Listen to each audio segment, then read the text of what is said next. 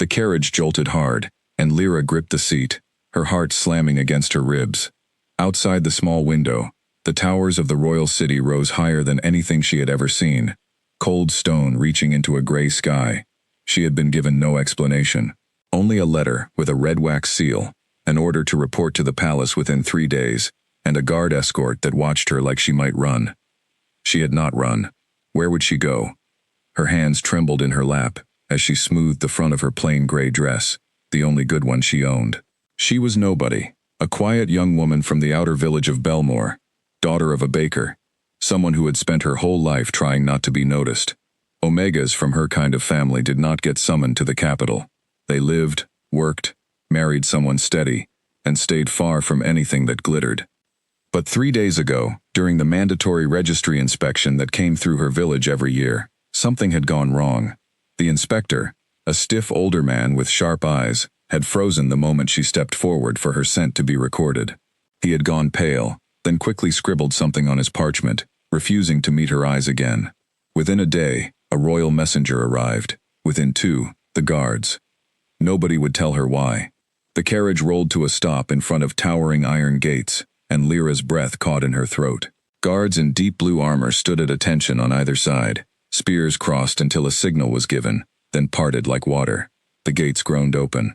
Beyond them stretched a courtyard so vast she felt like an insect crossing it, her small bag of belongings clutched to her chest. A woman in an elegant steel-gray coat met her at the base of the palace steps.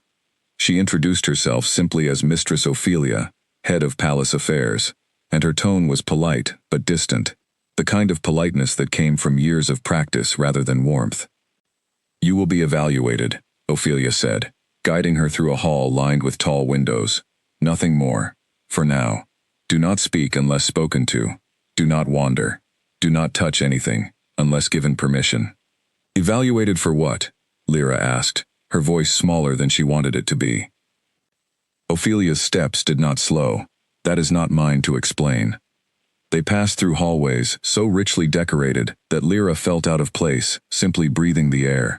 Past servants who barely looked at her, past a pair of nobles whose whispered conversation stopped the moment she walked by.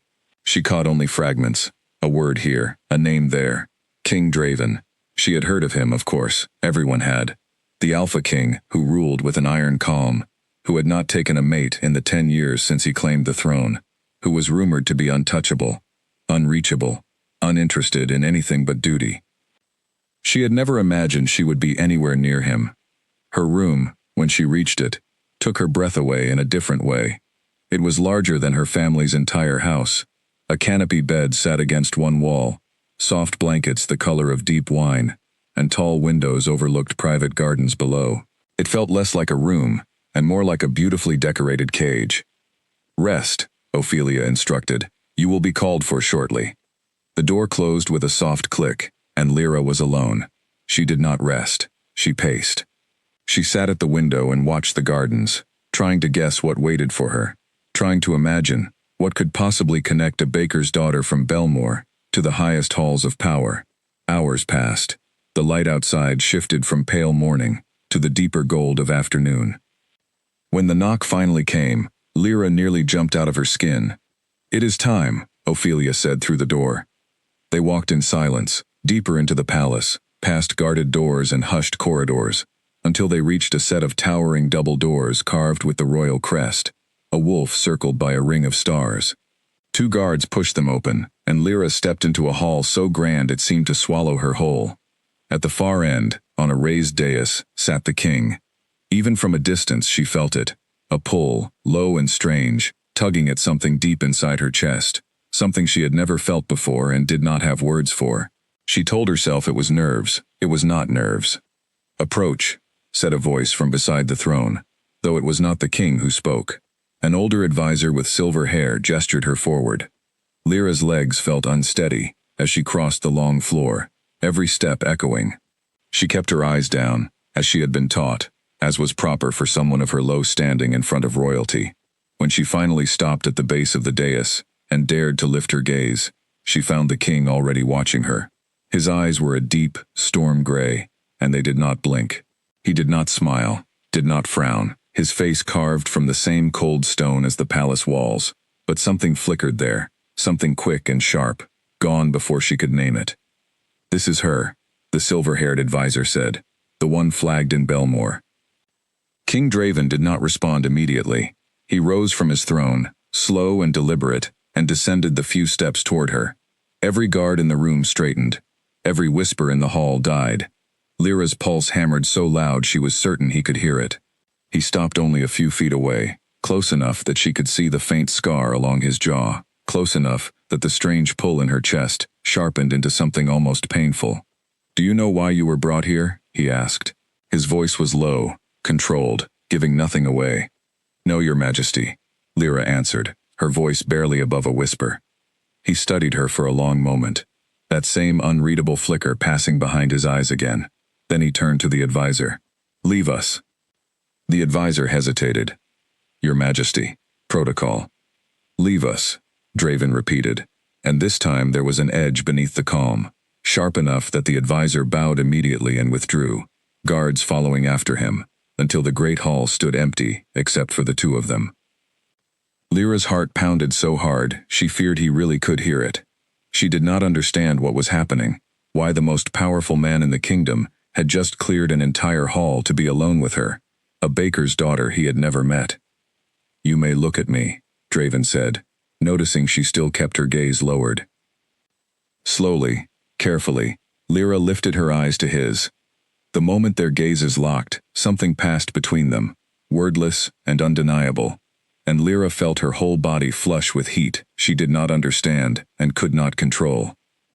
"Your scent," Draven said quietly, almost to himself. "It should not be possible." "I do not understand, Your Majesty," Lyra said, her voice trembling. He studied her a moment longer, his jaw tightening as though fighting some internal battle. Then, without another word of explanation, he stepped back, put a careful, measured distance between them, and called the guards back into the hall. "She will remain in the palace," he announced, his voice returning to its cold, official tone, "for further evaluation." Lyra's stomach dropped. Remain. For how long? For what purpose? As the guards escorted her back through the halls, back toward the room that had already begun to feel like a gilded prison, she risked one glance over her shoulder. King Draven still stood exactly where she had left him, watching her go, his expression unreadable, but his eyes never leaving her until the doors closed between them. That night, Lyra lay awake in the enormous, unfamiliar bed, staring at the canopy above her, replaying every second of the strange encounter. She did not know what evaluation meant. She did not know why her scent had made the most powerful man in the kingdom go still like that, why his advisor had looked at her like she was some kind of anomaly, why guards now stood outside her door as though she were something precious, or something dangerous. She only knew one thing for certain. Whatever had just happened in that grand hall, whatever silent understanding had passed between her and the king, her old life in Belmore was already gone, and she had no idea what would take its place. Outside her window, the moon rose high over the palace gardens, and somewhere deep within the fortress of stone and secrets, King Draven stood at his own window, staring out at the same night sky, his mind consumed by a scent he could not explain, and a pull he refused to name. Neither of them slept that night, and neither of them yet understood how much that single meeting would change everything that came after. The next morning, Lyra woke to soft knocking, and the arrival of a young maid carrying a tray of food far richer than anything she had eaten in her life. The maid, a gentle girl named Ellen, offered a small, nervous smile as she set the tray down.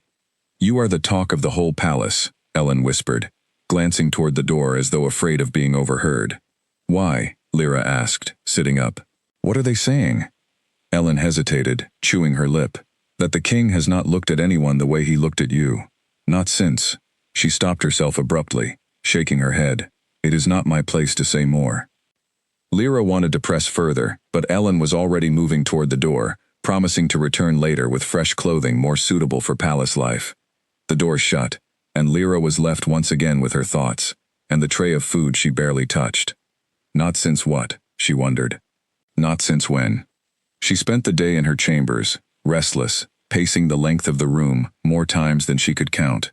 Guards remained posted outside, polite but unmoving, offering no information when she tried to ask.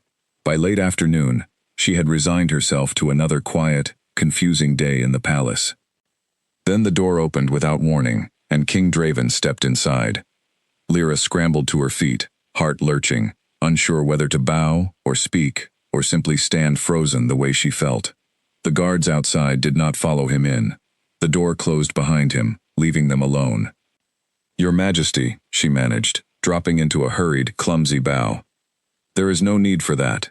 Not here," Draven said, his voice quieter than it had been in the throne hall, less guarded somehow, though still carrying that same controlled edge. He moved further into the room, and Lyra felt that same pull tug sharply in her chest again, stronger now that they were closer, stronger now that no crowd of guards and advisors stood between them. "I imagine you have questions," he said. "Many, Your Majesty." A faint, almost invisible twitch touched the corner of his mouth, not quite a smile. "You may call me Draven, when we are alone." Lyra blinked, startled by the offer, unsure what to do with it. "I do not think that is proper." "Very little about this situation is proper," he said, and there was something almost dry in his tone, something that surprised her. He studied her again, the same careful, searching look from the day before, as though trying to solve a puzzle only he could see the pieces of. Lyra shifted under the weight of his gaze, feeling suddenly very aware of herself, of the way her pulse fluttered, of the warmth crawling up her neck. "Your scent triggered a very old, very rare reaction," Draven finally said, "one I did not expect to encounter in my lifetime." "What kind of reaction?" Lyra asked. He did not answer immediately. Instead, he moved closer, slow and deliberate, the way a man moves when testing whether a wild animal will bolt. Lyra's breath caught, her feet rooted to the floor, unable to step back, even as every instinct screamed that she should. "Tell me," Draven said quietly, stopping only a few feet away. "Do you feel it too?" "Feel what?" Lyra whispered, though some traitorous part of her already knew. "This," he said, and something in his gray eyes darkened, deepened, the careful control slipping just slightly. "The pull, the way the air changes when we are close." Lyra's cheeks burned. She wanted to deny it, wanted to insist she felt nothing at all, but the words would not come, because it would have been a lie, and some part of her sensed he would know it instantly if she tried. "I do not understand what is happening to me," she admitted instead, her voice barely above a breath. "Neither do I," Draven said, and for the first time, there was something almost vulnerable beneath the iron composure, something that made him look less like an untouchable king, and more like a man, just as unsettled as she was. "But I intend to find out." He stepped back then, putting distance between them once more, as though forcing himself to remember some rule he had nearly broken. The cold, controlled mask slid back over his features, and when he spoke again, his voice had returned to its formal, measured tone. "You will remain in the palace. You will be given proper accommodations, proper attire, and access to the gardens. Mistress Ophelia will see to your comfort." "And after that," Lyra asked, "what happens to me?" Draven's gaze lingered on her a moment longer, something unreadable passing behind his storm-gray eyes. "That," he said quietly, "depends on what we discover." He turned then, and left without another word, the door closing softly behind him, leaving Lyra standing in the center of the vast, unfamiliar room, her heart still racing, her skin still warm, from a closeness she could not explain and could not forget. Whatever this strange pull between them was, she understood now that it was only beginning, and that the king himself seemed just as unprepared for it as she was. 3 days passed, and Lyra began to understand what it meant to live inside a palace that watched everything and explained nothing. Mistress Ophelia arrived each morning with a list of instructions. New gowns arrived in her wardrobe as if by magic, and yet nobody would answer her simplest questions. When would she return home? Why was she truly here? What had the inspector seen in her that no one else had? She spent her mornings in the private garden she had been given access to, a walled square of green tucked behind the east wing, filled with roses that bloomed even though it was not the season for them. It was the only place in the palace where she did not feel watched, though she suspected that was an illusion too.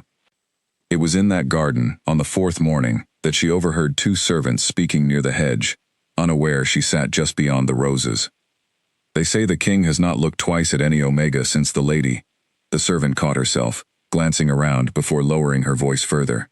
Since he lost her, everyone thought his heart went cold along with hers. And now, the other servant whispered, there is a rumor going around that the girl in the East Wing might be different. That the king spent an hour alone with her yesterday, an entire hour.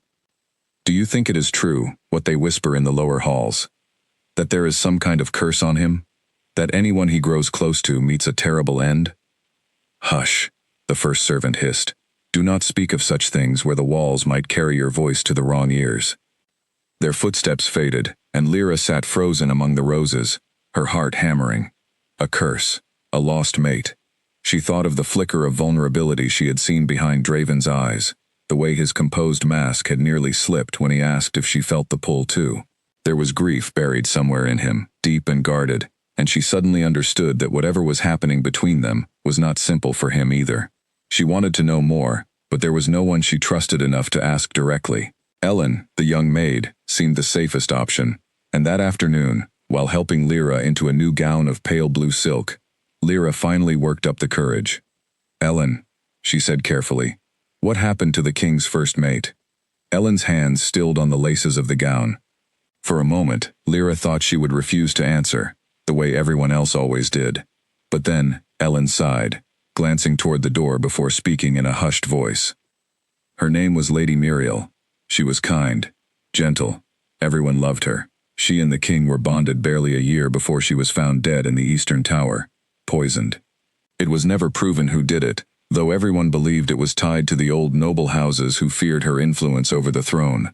After that, the king closed himself off completely.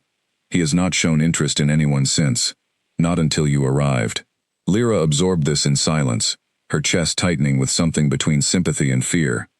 If someone had been willing to kill once to prevent an unwanted match, what would stop them from trying again, especially against someone as powerless and unprotected as she was? Does he still grieve her? Lyra asked quietly. I could not say for certain, Ellen admitted. But I have never seen him look at anyone, the way the guards say he looked at you in the hall that first day. That evening, Lyra was summoned again, this time not to the Grand Throne Hall, but to a smaller, private dining room, deep within the royal wing. A long table had been set with only 2 places, candlelight flickering warmly against dark wood paneling. She arrived to find Draven already seated, dressed simply for once, without the heavy formal robes of court, his sharp gray eyes lifting the moment she entered. Sit, he said, though his tone was gentler than she expected. She obeyed, settling into the chair across from him, acutely aware of the careful distance the table provided, and equally aware of how easily that pull between them seemed to close, even that distance. They ate in near silence at first, servants moving quietly in and out with each course, until Draven finally set down his utensils and studied her with that same searching look. You have questions, he said. I could see it on your face the moment you walked in. I heard about Lady Muriel, Lyra admitted, deciding honesty was safer than pretending otherwise. I am sorry for your loss. Something flickered across his face, brief and sharp, gone as quickly as it appeared. That was a long time ago. But it still affects you, Lyra said carefully. It affects why you are hesitant now, why you keep pulling back even when... She stopped herself, cheeks warming, unsure how to finish the sentence without embarrassing herself entirely. Even when the pull between us grows stronger each time we are close, Draven finished for her, his voice low. Lyra's blush deepened, and she looked down at her plate, unable to hold his gaze. Yes. He was quiet for a long moment. When he spoke again, his voice had lost some of its careful control. I swore, after she died, that I would never allow myself to become vulnerable to that kind of loss again, that I would rule alone, and that would be enough. And now, Lyra asked softly. Now I find myself questioning a promise I thought was unbreakable, he admitted, and the honesty in his voice startled her more than anything else he had said. The silence between them stretched, charged and delicate, until Draven rose from his seat and rounded the table, stopping directly beside her chair. Lyra's pulse quickened instantly, her whole body reacting to his nearness in a way she still could not fully explain or control. Do you fear me? He asked quietly, watching her face. No, Lyra answered honestly, surprising herself with how certain she felt. I fear what people might do because of me. I fear becoming a target the way she was. Something tightened in his jaw at her words, and for a moment, the king's composed mask cracked just enough for her to see real anger beneath it. Though she understood instinctively, it was not directed at her. "No one will touch you while I still draw breath," Draven said, his voice low and fierce, carrying a weight that sent a shiver through her. He reached out then, gently, tilting her chin up so their eyes met fully. The candlelight flickered across his sharp features, softening the usual coldness into something far more human, far more uncertain. "I do not know what this is between us," he admitted quietly, "but I intend to protect you regardless of what it becomes." Lyra's breath caught in her throat, her whole body trembling faintly under the warmth of his touch and the intensity of his gaze. She wanted to say something, anything, but no words came, only the overwhelming awareness of how close he stood, how gentle his fingers felt against her skin, despite the strength she knew he possessed. Slowly, he stepped back, releasing her, that familiar iron control settling back over his features like a shield being raised. "Finish your meal," he said, returning to his seat, as though nothing unusual had passed between them at all. "Tomorrow, you will begin proper lessons in court etiquette. If you are to remain here, you must learn to navigate this world safely." Lyra nodded, still catching her breath, still reeling from the closeness they had just shared. As dinner continued in quieter, safer conversation, she found herself studying him from beneath lowered lashes, wondering how a man capable of such fierce protective intensity had spent 10 years locking himself away from everyone around him. She did not yet know that somewhere within the palace walls, unseen eyes had already begun tracking her every move, whispering reports to those who remembered Lady Muriel's fate all too well, and who had no intention of allowing history to repeat itself in quite the way the king hoped. The threat was already stirring, quiet and patient, waiting for the right moment to strike. But that night, wrapped in the warmth of unfamiliar candlelight and the memory of gentle fingers against her chin, Lyra allowed herself, just for a little while, to feel something dangerously close to hope. The following weeks settled into a strange, unfamiliar rhythm. Each morning, a tutor named Master Corwin arrived to instruct Lyra in the customs of court, teaching her how to walk, how to speak, how to hold herself among nobles who would judge every small movement. She absorbed it all quickly, driven by a growing determination not to embarrass herself, or worse, embarrass Draven, though she barely admitted to herself how much his opinion had begun to matter. In the afternoons, Draven found reasons to appear. He claimed it was oversight of her progress, though Master Corwin's raised eyebrows suggested otherwise. He would stand at the edge of the training hall, arms crossed, watching as she practiced her formal bow, and something in the way his eyes tracked her movements sent warmth crawling up her neck every time. "You are improving," he told her one afternoon, after she had finally executed the complicated 3-step curtsy without stumbling. "You did not need to come watch that," Lyra said, catching her breath, cheeks flushed from the effort and from his attention. "I wanted to," he said simply, and the honesty in his tone left her flustered in a way 3 weeks of etiquette lessons had not prepared her for. Their encounters multiplied. He began joining her in the garden some evenings, claiming he needed fresh air after long council sessions, though the guards exchanged knowing looks whenever he strolled toward the east wing at sunset.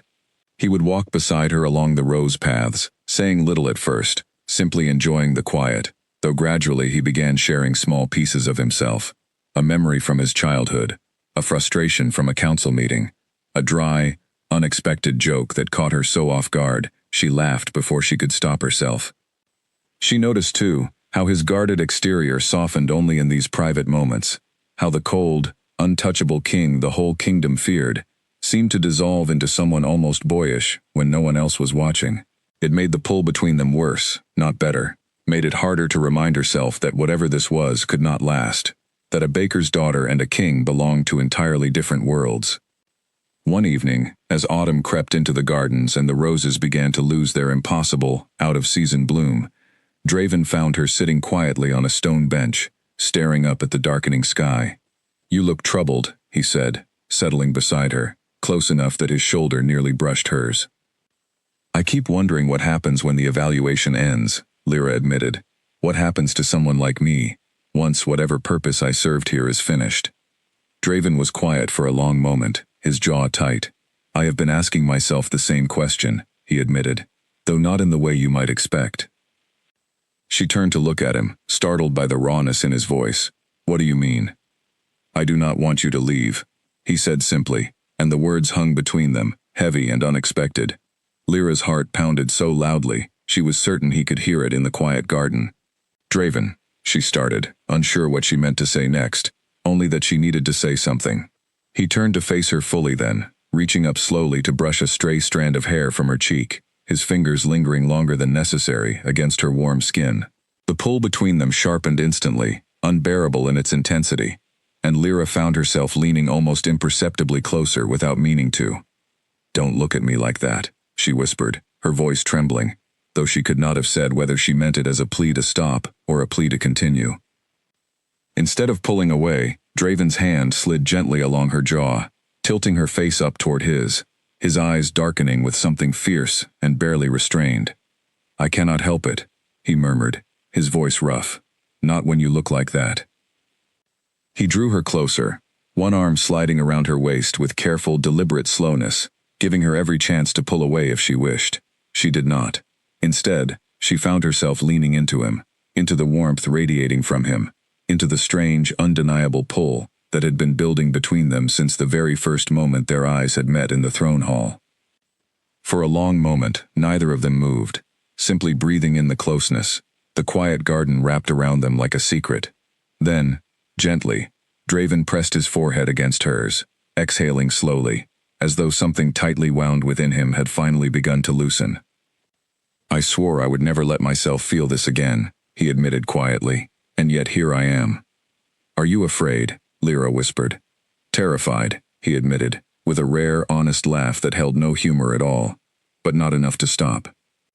They remained there together as the last light faded from the sky, wrapped in a closeness neither of them fully understood, both aware that whatever grew between them now would not remain hidden for long, and both equally aware of the dangers such visibility might bring. Word of the king's growing attachment to the Omega girl from Belmore spread through the palace like wildfire within days. Nobles whispered in hushed corners. Advisors exchanged worried glances during council meetings. And in the quiet halls of the West Wing, where the noble houses kept their private chambers, a young woman, named Lady Selene, received the news with an expression of controlled, simmering fury. Selene had been groomed since childhood for exactly this position, raised by her family, with careful precision, to become the king's future mate, her bloodline chosen specifically to align two of the most powerful noble houses in the kingdom.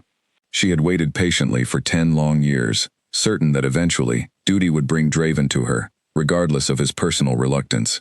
She had not accounted for some nameless baker's daughter stumbling into the palace and undoing a decade of careful positioning in a matter of weeks. She is nothing, Selene murmured to her handmaiden that evening, staring out over the palace grounds toward the distant garden where rumor said the king had been seen walking with the girl nearly every evening. A common Omega, with no family name, no political value, no proper training. This infatuation will not last. But even as she spoke the words, a cold, calculating certainty settled in her chest. If left unchecked, this infatuation could very well last, and Selene had spent far too long, sacrificed far too much, to allow a stranger to steal what she had always considered rightfully hers. Whatever it took, she resolved silently, watching the garden below. She would ensure that whatever had begun to bloom between the king and that foolish girl would wither long before it had the chance to take root. The following morning, the first quiet rumor began circulating through the servant quarters, a rumor carefully planted and carefully aimed, suggesting that the Omega girl from Belmore had a hidden history, dangerous ties to families the crown had long considered enemies of the throne. It was only the beginning. Lyra first noticed the shift in the way people looked at her 3 days later. Servants who had been polite, if distant, now dropped their eyes quickly whenever she passed, whispering the moment they thought she was out of earshot. Ellen arrived one morning with red-rimmed eyes, refusing to explain why, until Lyra pressed gently, sitting her down and insisting she share whatever was troubling her. There are rumors, Ellen finally admitted, twisting the fabric of her apron between her fingers. Terrible ones, that you come from a family with ties to the old rebellion in the north, that your presence here is some kind of plot against the crown. Lyra felt the blood drain from her face. That is not true. My family are bakers. We have never had any connection to rebellion, or politics, or anything of the sort. I know, Ellen said quickly. I do not believe it either. But the rumor is spreading fast, and some of the nobles are demanding the king investigate you formally. Lyra's stomach twisted with dread. She thought immediately of Lady Muriel, of the fate that had befallen a woman who had also found herself the target of powerful, unseen enemies. She thought of Draven's fierce declaration in the garden, his promise that no one would touch her while he still drew breath, and wondered whether even a king's protection could hold back an entire court determined to see her gone. That evening, she was summoned to Draven's private study, a room she had never entered before, lined floor to ceiling with towering shelves of old books and maps. He stood near the window when she arrived, his back to the door, shoulders tense in a way she had not seen since their very first meeting. You have heard, he said, without turning around. Yes, Lyra said quietly. Ellen told me. It is not true, Draven. My family has never... I know, he said, finally turning to face her, his expression dark with barely restrained anger. I already ordered a full investigation into your family history. There is nothing. No ties to rebellion, no hidden agenda, nothing beyond a simple, honest family of bakers exactly as you claimed. Relief flooded through her, quickly followed by confusion. Then why does the rumor persist? Because someone wants it to persist, Draven said grimly. Someone is manufacturing this narrative deliberately, hoping to force your removal from the palace before this goes any further. Lyra's mind raced, thinking back to whispered conversations she had overheard, thinking of the noble houses Ellen had once mentioned in passing, families who had long hoped for a political marriage that would secure their bloodlines within the royal family. Do you know who? She asked carefully. Draven's jaw tightened, and for a moment, something dangerous flickered behind his gray eyes. I have suspicions. But suspicion is not proof, and I will not act rashly. Not when the wrong move could put you in even greater danger. He crossed the room then, stopping close enough that she could feel the warmth radiating from him, could feel that familiar pull sharpening the air between them. I should have expected resistance, he admitted quietly. The court has long assumed my mate would come from one of the great houses, a political alliance, not a matter of choice. Your presence disrupts that expectation entirely. Perhaps it would be safer if I left, Lyra said softly, though the words felt like ash in her mouth even as she spoke them. If my presence here only invites danger. No, Draven said, his voice sharp and immediate, cutting through her sentence before she could finish it. He reached out, cupping her face gently between his hands, forcing her to meet his gaze. I will not lose you to fear, or to rumor, or to anyone who believes they have the right to decide who I choose to care for. Draven, she whispered, her heart pounding at the fierce certainty in his voice. I have spent 10 years alone because I was afraid of exactly this, he continued, his thumb brushing gently along her cheekbone, afraid of losing someone the way I lost Muriel.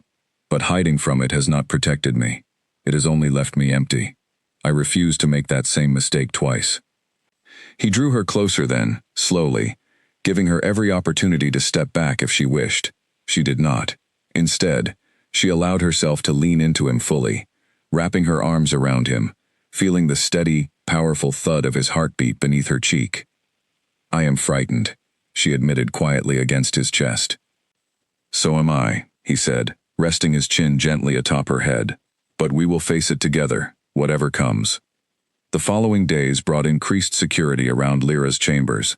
Guards doubled at every entrance, her meals now personally inspected before being served. Draven grew visibly more protective, more watchful, though he was careful never to let his guards slip in front of the court, presenting the same composed, untouchable exterior he always had. While alone with Lyra, he allowed himself moments of open vulnerability few others ever witnessed. Lady Selene, watching from the shadows of her own carefully constructed schemes, grew increasingly frustrated as her rumors failed to achieve their intended effect. The king's investigation had cleared the girl entirely, and if anything, the attempted sabotage seemed only to have driven him closer to her, more determined to protect what others sought to take away. She would need a different approach, Selene decided coldly. One evening as she watched the king escort Lyra personally through the palace halls, his hand resting protectively at the small of her back for all the court to see. Rumors alone would not be enough. If words could not remove the girl, Perhaps more direct action would be required. And within the shadowed corners of Lady Celine's private chambers, plans far more dangerous than whispered gossip had already begun to take shape. The Royal Autumn Banquet arrived 2 weeks later, a grand annual tradition that brought every noble house in the kingdom together beneath the palace's largest hall. Lyra had never attended anything so vast in her life, the room glittering with candlelight and jewels, musicians playing from a raised platform, while servants moved gracefully between long tables laden with food. Draven had insisted she attend by his side, a decision that sent fresh waves of whispers rippling through the assembled nobles the moment she entered the hall, wearing a gown of deep emerald silk, her hair styled elegantly for the first time in her life. She felt every eye upon her, felt the weight of judgment from women who had spent their whole lives training for a moment like this, and yet when Draven's hand found the small of her back, guiding her gently through the crowd, she found herself standing taller than she ever had before. "You look beautiful," he murmured close to her ear, and the warmth in his voice steadied her more than any etiquette lesson ever could. Lady Celine watched the exchange from across the hall, her expression carefully composed into polite interest, though beneath the surface, fury simmered hot and sharp. She had spent the better part of 2 weeks arranging every detail of this evening, and she intended to see her plan through no matter the cost. Midway through the banquet, as guests mingled and wine flowed freely, Celine approached Lyra directly, offering a warm, practiced smile that did not reach her eyes. "You must be Lyra," she said smoothly. "I have heard so much about you." "Lady Celine," Lyra replied carefully, remembering Ellen's earlier warnings about the noble house's long-standing hopes for a political match. "It is a pleasure to meet you." "Is it?" Celine said, her smile thinning slightly. "I imagine it must be difficult, adjusting to a life so far removed from everything you have ever known. Tell me, does the kitchen still call to you, back in Belmore?" The insult was subtle, wrapped carefully in polite conversation, but Lyra caught the intended cruelty behind it easily enough. Before she could respond, however, Celine reached for a nearby cup of wine, offering it toward her with an outstretched hand. "A toast," Celine said sweetly, "to new beginnings." Something in the too eager tilt of Celine's smile made Lyra hesitate, an instinct she could not quite name pulling at the edges of her awareness. She accepted the cup politely, but did not drink immediately, glancing instead toward where Draven stood, only a short distance away, deep in conversation with one of his generals. As if sensing her hesitation, Celine's eyes flickered, just briefly, toward the cup, and Lyra noticed the faintest shimmer along the rim, something that did not quite belong. Her heart lurched. She thought immediately of Lady Muriel, poisoned within these very walls, and every warning Draven and Ellen had given her rushed back at once. "Forgive me," Lyra said carefully, setting the cup down on a nearby table without drinking. "I find I am not thirsty after all." Celine's expression flickered, just for a moment, something cold and calculating passing behind her eyes, before the polite mask slid back into place. "Of course, perhaps another time." She excused herself smoothly, disappearing back into the crowd, and Lyra stood frozen for a long moment, her pulse racing, trying to decide whether she had imagined the entire exchange, or whether she had just narrowly avoided real danger. She found Draven as quickly as she could without drawing attention, pulling him gently aside near a quiet alcove away from the main crowd. "Something is wrong," she whispered urgently. "Lady Celine offered me wine. There was something on the rim of the cup, I am certain of it." Draven's entire demeanor shifted instantly, the warm, relaxed man from moments before vanishing, replaced by the sharp, controlled king she had first met in the throne hall. "Show me the cup." They returned together to the table where Lyra had left it, only to find the cup already gone, cleared away by attentive servants moving efficiently through the crowded hall. Draven's jaw clenched tight with barely restrained fury. "I will have the wine servers questioned immediately," he said quietly, though his eyes swept the hall, searching for any sign of Lady Celine among the crowd. "And I will have guards discreetly watch her every movement from this point forward." "Draven," Lyra said softly, placing a steadying hand against his arm, feeling the tension coiled beneath his skin. "I am unharmed." Whatever she intended, it did not succeed.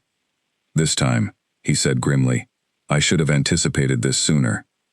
I allowed myself to believe the investigation clearing your name would be enough to end the threats against you." "You could not have known," Lyra said gently. "I should have, he insisted, though his voice softened as he turned to face her fully, cupping her cheek gently in his palm. I promise to protect you. I do not intend to fail that promise.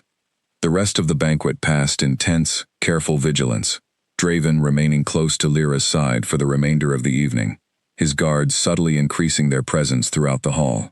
Lady Selene did not approach again, though Lyra caught her watching from across the room more than once, her expression unreadable, calculating.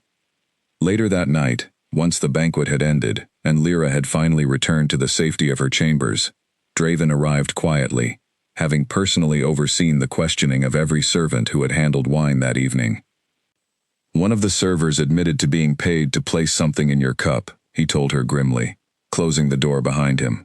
A substance that would have caused severe illness, though not immediately fatal.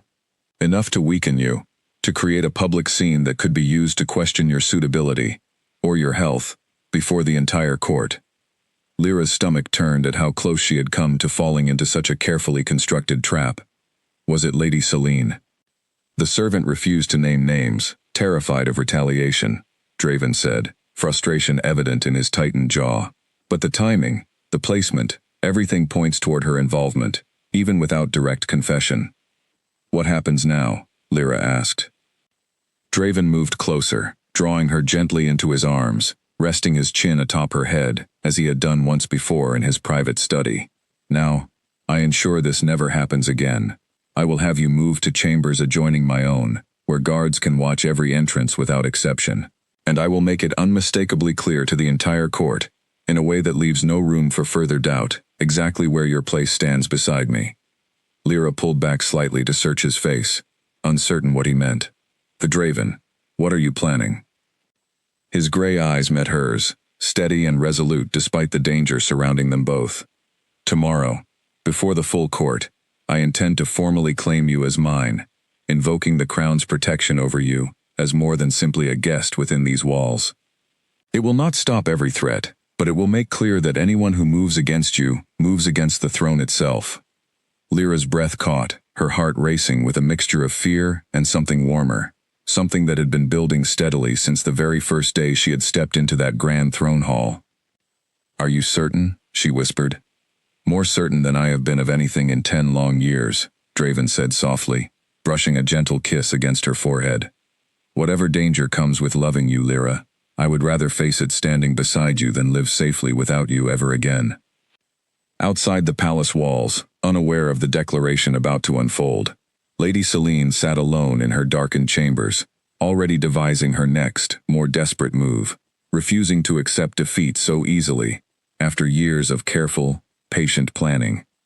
The following morning would change everything, for better or for worse, and neither Lyra nor Draven could yet know just how far Selene was willing to go to prevent it.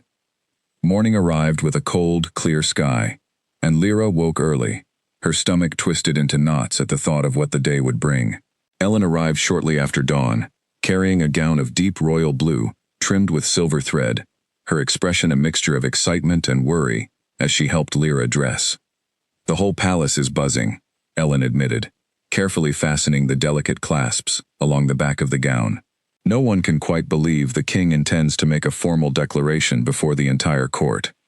Neither can I, Lyra admitted honestly, studying her reflection in the tall mirror, barely recognizing the composed young woman staring back at her.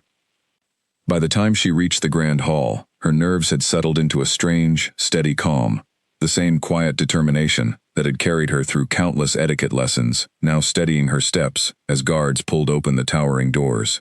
The hall was packed with nobles from every corner of the kingdom, their curious, hushed conversations falling silent the moment she entered. Draven stood waiting at the base of the dais, dressed in formal royal attire, his expression composed and resolute. When their eyes met across the crowded hall, something in his gaze softened, just slightly, offering silent reassurance as she made her way toward him. Are you ready? He asked quietly, once she reached his side. I am frightened, she admitted honestly, but yes. He offered his arm, and together they ascended the dais, turning to face the assembled court. Draven's voice, when he spoke, carried effortlessly across the silent hall, commanding immediate attention. 3 months ago, he began, an ordinary registry inspection uncovered something extraordinary, a bond neither expected nor sought, yet undeniable once discovered. I have spent these past months questioning what such a bond meant, resisting it out of fear, out of grief, out of a promise I once made to protect myself from ever feeling such vulnerability again. He turned to look at Lyra then, his expression open in a way she had rarely seen him allow before an audience. I have since learned that fear is a poor foundation for ruling a kingdom, and an even poorer foundation for living a life. Before this court, and before the crown itself, I formally recognize Lyra of Belmore as under the full protection of the throne, and I make clear my intention to pursue a bond with her, free of political arrangement, free of obligation beyond my own choosing. Murmurs rippled through the hall, shocked whispers spreading rapidly among the assembled nobles. Lady Selene, standing near the front of the crowd, went rigid, her carefully composed mask cracking just slightly before she forced it back into place. Any threat made against her, Draven continued, his voice hardening, will be treated as a direct threat against the throne itself, and will be met with the full weight of royal justice. The declaration landed like a thunderclap across the hall, and Lyra felt the weight of every eye upon her, though she found herself standing steady beside Draven, drawing strength from his presence rather than shrinking beneath the attention. As the formal proceedings concluded and the court began to disperse into smaller, whispering clusters, Draven guided Lyra away from the main hall, into a quieter side chamber, where they could finally speak privately. That could not have been easy, Lyra said softly, once the door closed behind them. It was the easiest decision I have made in years, Draven replied, drawing her gently into his arms. The only difficulty was waiting this long to make it. Later that evening, as they sat together in his private study, the fire crackling warmly in the hearth, Draven finally shared the piece of his past he had kept carefully guarded, even in their most intimate moments together. Muriel and I were bonded only a year before she died, he said quietly, staring into the flames. We were happy, or at least I believed we were. I did not realize until after her death how deeply the political tensions surrounding our bond had put her in danger. The families who opposed our match, who feared losing influence over the throne, they saw her as an obstacle rather than a person. Was she from a common family too? Lyra asked gently. No, Draven admitted. She came from a minor noble house, one with little political power of its own. Enough to be considered acceptable by court standards, but not enough to satisfy the ambitions of the greater houses who had hoped for a stronger alliance. When she died, the investigation uncovered evidence pointing toward one of those greater houses, though nothing concrete enough to bring formal charges. Do you believe it was Lady Selene's family? Lyra asked carefully. Draven's jaw tightened. I believe it is possible. Her family has long harbored ambitions of securing the throne through marriage, ambitions that predate even my bond with Muriel. It would explain both the depth of Selene's determination now, and the lengths her family may have gone to previously. That is why you swore never to bond again, Lyra said softly, understanding settling over her at last. Not simply grief, but guilt. You believed loving her had gotten her killed. Yes, Draven admitted, his voice rough with old, buried pain. And I feared the same fate awaited anyone I allowed myself to care for again. Which is precisely why today's declaration terrifies me, even as I believe it to be right. I have placed you directly in the path of the very danger I swore to protect you from. Lyra reached for his hand, lacing her fingers through his, drawing his gaze back to hers. You have also placed me directly under the full protection of the crown, in front of the entire kingdom.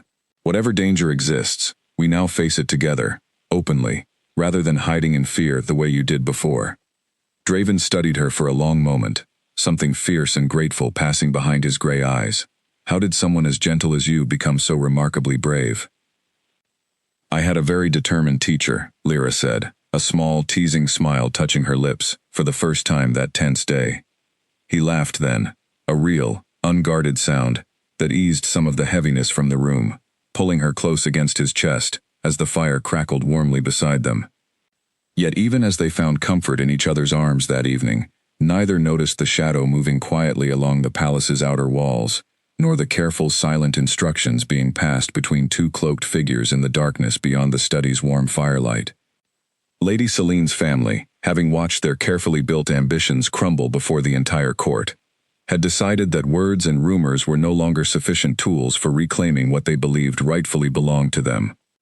Something far more dangerous was already being set into motion, and this time, they intended to ensure there would be no possibility of failure. 3 nights after the formal declaration, Lyra woke to the sound of her chamber door creaking softly in the darkness. She had been moved, as Draven promised, to rooms adjoining his own, guarded heavily at every entrance, yet something about the quiet, deliberate sound sent immediate alarm racing through her. She sat up slowly, heart pounding, straining her eyes against the darkness. A shadow moved near the far wall, too large to be Ellen, too silent to be anyone with honest intentions. Before she could cry out, a gloved hand clamped firmly over her mouth, and a second figure emerged from the shadows near the window. Panic surged through her, but years of quiet village life had taught her instincts even the palace's etiquette lessons had never touched. She bit down hard against the gloved hand covering her mouth, earning a sharp hiss of pain and a fractional loosening of grip, enough for her to twist free and scream at the top of her lungs. The chamber door burst open almost instantly, guards flooding into the room with weapons drawn. The 2 intruders, realizing their attempt had failed, moved swiftly toward the window, but the guards were faster, tackling one to the ground, while the other attempted a desperate leap that ended in capture just beyond the windowsill. Draven arrived moments later, still in his sleeping clothes, his expression a mixture of fury and barely contained terror, as he rushed to Lyra's side, pulling her into his arms and checking frantically for any sign of injury. "I am unharmed," she assured him quickly, her voice trembling despite her best efforts to remain calm. "They did not have the chance to hurt me." Relief flooded across his features, quickly replaced by a cold, dangerous fury, as he turned toward the captured intruders, now restrained by his guards. "Who sent you?" he demanded, his voice carrying an authority that left no room for defiance. The 2 men remained stubbornly silent at first, though a night of intense questioning eventually revealed enough fragments of truth to confirm what Draven had already suspected. They had been hired through intermediaries, paid handsomely for their silence, though even they did not know the identity of whoever had ultimately commissioned the attack. "It does not matter that they cannot name her directly," Draven said grimly the following morning, pacing the length of his study, while Lyra sat quietly nearby, still shaken from the previous night's events. "The method matches too closely with what happened to Muriel. Poison first, then more direct action once poison failed. This is not coincidence." "What will you do?" Lyra asked. "I will bring formal charges against Lady Celine's family," Draven said, his jaw set with cold determination. "I have delayed too long already, hoping to avoid the political fallout of accusing one of the great houses without absolute proof. But I will not risk your life further for the sake of political convenience." The following days brought a flurry of activity throughout the palace, investigators combing through financial records, interrogating servants who had access to Lyra's chambers, tracing the paper trail of payments made to the captured intruders. Slowly, methodically, the evidence began to mount, pointing with increasing certainty toward Lady Celine's family, though Celine herself remained carefully insulated behind layers of intermediaries and hired hands. It was Ellen, surprisingly, who provided the breakthrough that finally connected Celine directly to the plot. Nervous and frightened, she approached Lyra privately one evening, admitting that she had overheard a conversation weeks earlier between Celine and one of her handmaidens, discussing payment arrangements for what Ellen had assumed at the time was simply an unrelated business matter. "I did not think anything of it until now," Ellen admitted, wringing her hands anxiously. "But the amounts she mentioned match exactly what the investigators found paid to the men who attacked you." Armed with Ellen's testimony, along with the mounting financial evidence, Draven finally moved forward with formal charges. Lady Celine was summoned before the full court once again, though this time, not to witness a declaration of love, but to answer for a conspiracy that had nearly resulted in Lyra's death. Celine arrived dressed in her finest gown, her composure remarkably intact despite the gravity of the charges laid before her. She denied everything with practiced ease, insisting the evidence was circumstantial, that Ellen's testimony was nothing more than a servant's confused misunderstanding. But as Draven presented the full weight of the investigation, financial records tracing directly back to accounts controlled by Celine's family, testimony from the captured intruders confirming payment amounts that matched Ellen's account precisely, even Celine's carefully maintained composure began to crack under the mounting pressure. "You wanted the throne," Draven said finally, his voice cold and unforgiving as he stood before the assembled court. You wanted it enough to poison Muriel years ago, and enough to attempt the same against Lyra now. Do you deny it?" Celine's carefully constructed mask shattered entirely then. Years of buried resentment and desperate ambition spilling forth in a furious confession. "I was promised this position since childhood. I sacrificed everything. My own desires, my own happiness, all for a future that belonged to me by right. And you would throw it away for some common baker's daughter, with nothing to offer this kingdom." Gasps rippled through the stunned court at her open admission, and guards moved immediately to restrain her as she continued her furious tirade, confessing not only to the recent attempt against Lyra, but also, in her unraveling fury, revealing enough details to finally confirm her family's involvement in Muriel's murder years earlier. As Celine was led away in chains, the weight of years of buried grief and unanswered questions finally beginning to lift from Draven's shoulders, he turned to find Lyra, watching quietly from the edge of the hall, her expression a complex mixture of relief and lingering shock. He crossed the distance between them quickly, pulling her into his arms without a single thought for the watching court. "It is over," he murmured against her hair, "truly over, this time." "For Muriel too," Lyra whispered, her voice thick with emotion. "You finally have your answers." "Yes," Draven admitted, pulling back slightly to meet her eyes, "though it took nearly losing you to finally uncover them." Outside the Grand Hall, word of Lady Celine's arrest and confession spread rapidly throughout the kingdom, bringing with it a wave of relief among the common folk who had long admired the king from a respectful distance, and renewed hope among the more progressive noble houses who had grown weary of rigid political arrangements dictating matters of the heart. Yet even as justice finally caught up with those responsible for so much pain and danger, Lyra understood that the road ahead would not be entirely without challenges. Trust, once broken, would need careful rebuilding. Court politics, however diminished by Celine's downfall, would not disappear entirely, and the bond growing steadily between herself and Draven, however genuine and deeply felt, would still require careful navigation through a world neither of them had ever expected to share. But standing there in his arms, safe at last from the shadows that had haunted them both, Lyra found herself unafraid of whatever challenges still lay ahead, certain for the first time that whatever came next, they would face it together. In the weeks following Lady Celine's arrest, the palace settled into an uneasy but hopeful quiet. Celine's family, stripped of their titles and lands as punishment for their role in both conspiracies, withdrew from court entirely, their once considerable influence reduced to nothing almost overnight. Other noble houses, watching the swift and decisive justice served upon one of their own, grew notably more cautious in their whispered ambitions, and notably more respectful in their treatment of Lyra whenever she appeared at court. Yet Lyra found herself struggling with an unexpected weight in the aftermath, a lingering unease that took time to name. She had grown accustomed to danger lurking in every shadow, to suspicion coloring every interaction, and even with the immediate threat removed, old habits of caution proved difficult to release. Draven noticed the change in her almost immediately, the way she still hesitated before accepting food or drink from unfamiliar servants, the way her eyes still swept every room she entered, as though searching for hidden threats. One evening, as they walked together through the garden that had become their quiet refuge from the pressures of court life, he finally addressed it directly. "You do not have to pretend everything feels resolved," he said gently, taking her hand as they walked slowly along the familiar rose path. "I know these past months have asked a great deal of you." Lyra sighed, grateful for his understanding, though it took her a moment to find the right words. "I keep waiting for the next threat," she admitted quietly. "Even though Celine is gone, even though her family has lost everything, some part of me still expects danger around every corner." "That fear will not disappear overnight," Draven said honestly. "I carried similar fear for 10 years after Muriel died, convinced that caring for anyone again would only invite further tragedy.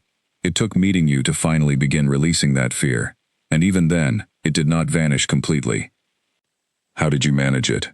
Lyra asked. "Slowly," he admitted, with a small, wry smile. "One quiet evening at a time. One moment of trust rebuilt after another.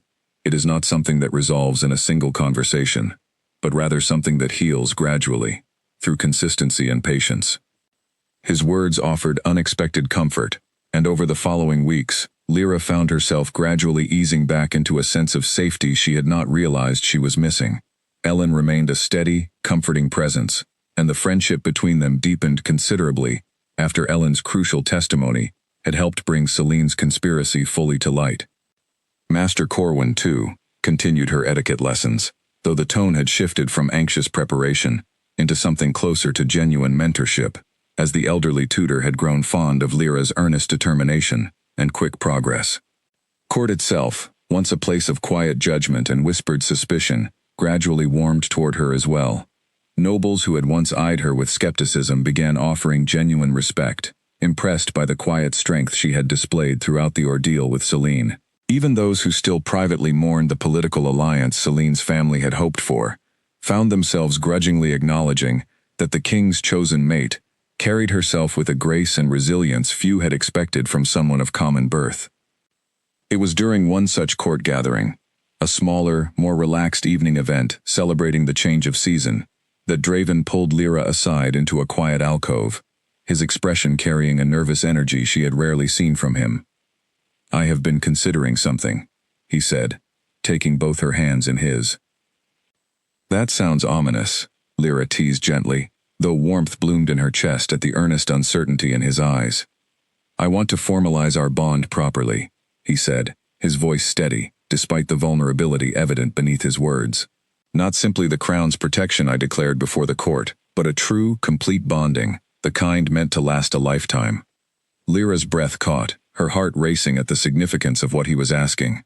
"Draven, are you certain? Once bonded, there is no undoing such a thing."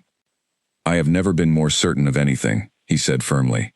"I spent 10 years convinced that avoiding such a bond would keep me safe from further loss. But these past months with you have taught me that avoiding connection entirely is its own kind of loss, perhaps the greatest one of all. I do not wish to spend another decade alone when I could instead spend a lifetime with you." Tears gathered unexpectedly in Lyra's eyes, though they carried none of the fear or sorrow that had haunted so much of her time within the palace walls. Instead, they carried something warmer, something that felt remarkably like the beginning of genuine happiness. "Yes," she said softly, her voice thick with emotion. "I want that too. More than I ever expected to want anything." Draven's expression broke into a rare, unguarded smile, one that transformed his usually composed features into something younger, freer, and entirely genuine. He drew her into his arms, holding her close, as the sounds of the celebration continued beyond their quiet alcove.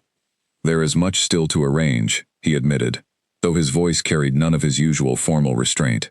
"A proper bonding ceremony requires careful preparation, and I imagine certain members of court will have opinions regardless of Celine's downfall." "Let them have their opinions," Lyra said, surprising herself with her own newfound confidence. "I have survived poison plots and kidnapping attempts. I imagine I can survive a few disapproving glances at a ceremony." Draven laughed then, a genuine warm sound that had become increasingly familiar over these past months, drawing her closer still. "I have no doubt you can survive far worse than disapproving glances, given everything you have already faced."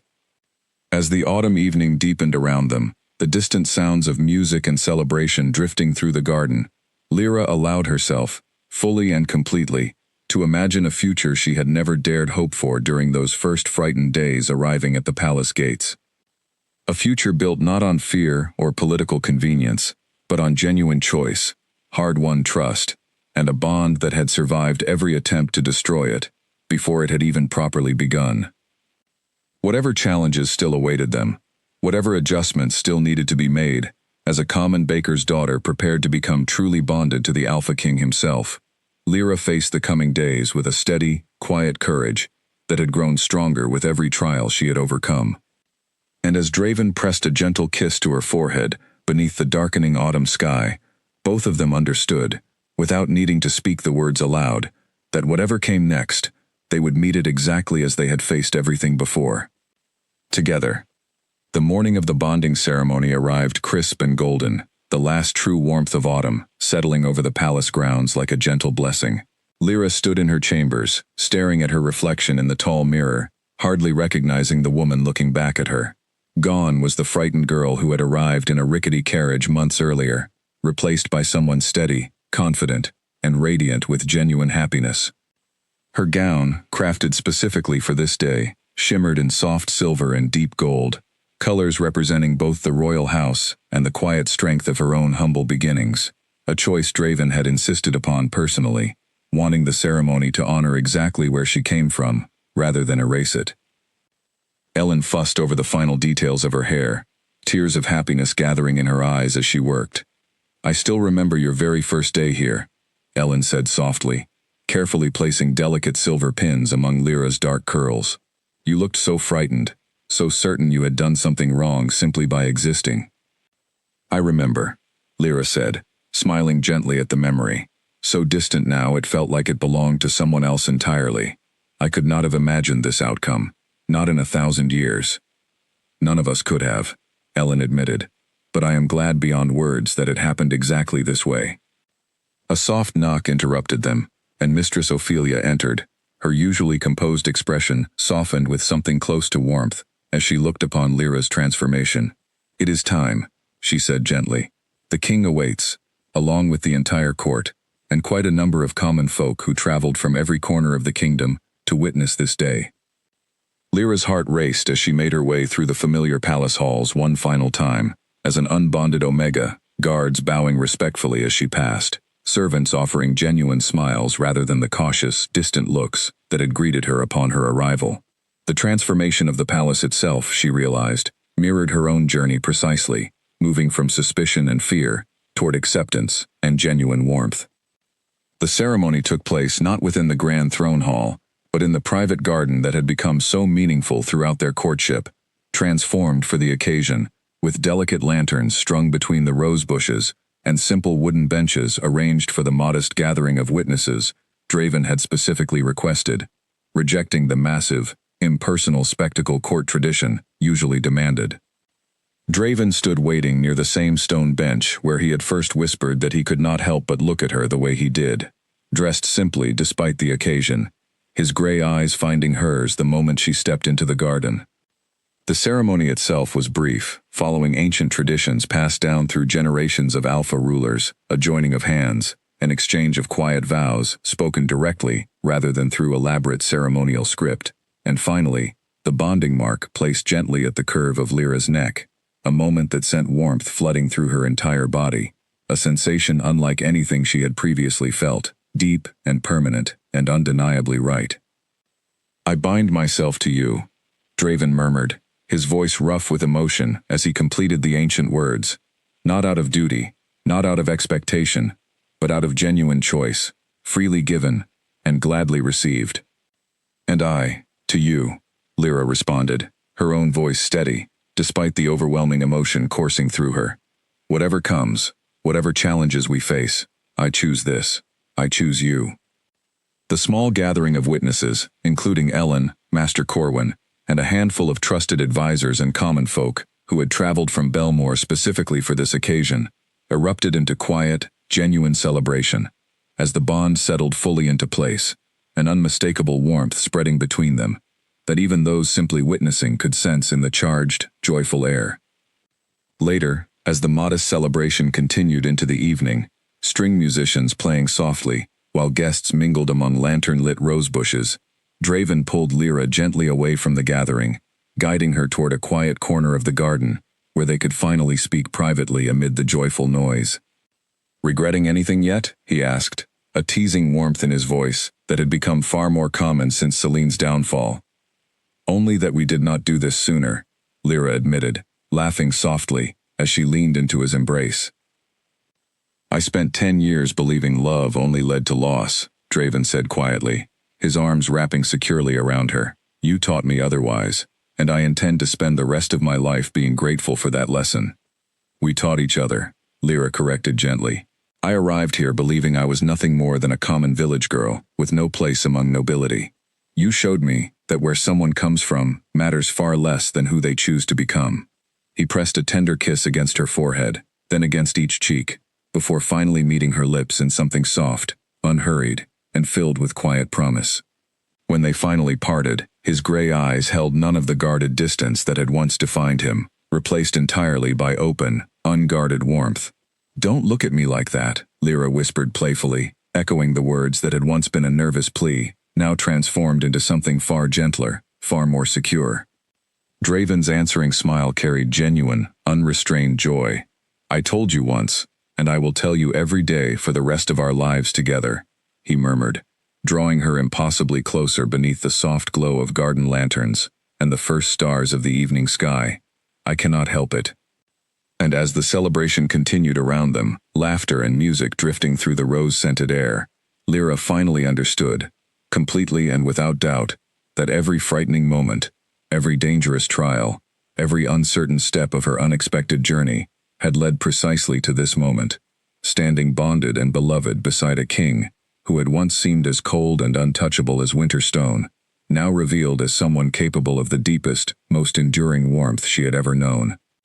The kingdom, having witnessed both the fall of a dangerous conspiracy and the rise of a genuine hard-won love, settled into a new chapter of stability and hope, one built not upon rigid political convenience, but upon the simple, powerful truth that even the coldest hearts could be thawed by patience, courage, and the willingness to choose love, despite every reason to fear it. And within the walls of the palace that had once felt like nothing more than a gilded prison, Lyra finally found something she had never expected to discover there. A true home, built not of stone and grandeur, but of trust, resilience, and a love that had proven strong enough to survive every attempt made against it. The end.